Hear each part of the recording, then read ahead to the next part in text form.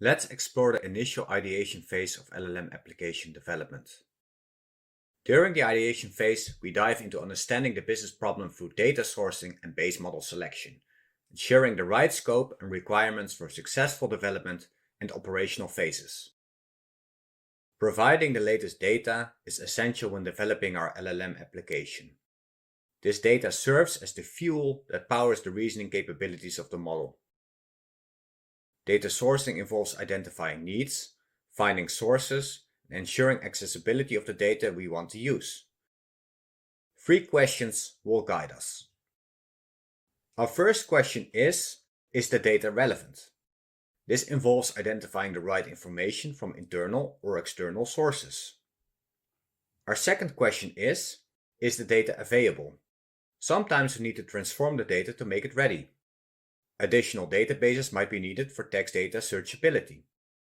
Evaluating costs, particularly for external data, is crucial as accessing it may incur charges.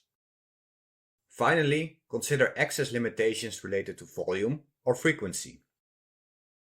The last question is, does the data meet standards? These standards may concern quality and governance. If the data contains confidential or sensitive information, it could impact the choice of base model, since you might need to guarantee that it remains within the organization. After identifying data sources, the next step is selecting the base model. Most organizations choose pre-trained models, which already have been trained on a significant amount of text data. The first step is determining whether to use a proprietary or an open source model.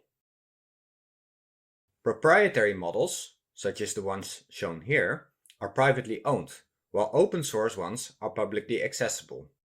Crucial consideration is whether exposing data to a third party is acceptable, since proprietary models cannot be hosted within the confines of the organization. Some advantages of proprietary options are ease of setup and use, quality assurance, and guarantees on reliability, speed, and availability. It requires us to expose our data and offer limited customization.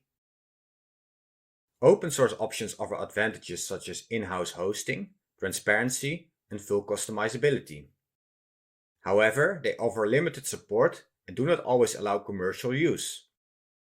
Moreover, customizing these models requires dedicated AI engineers.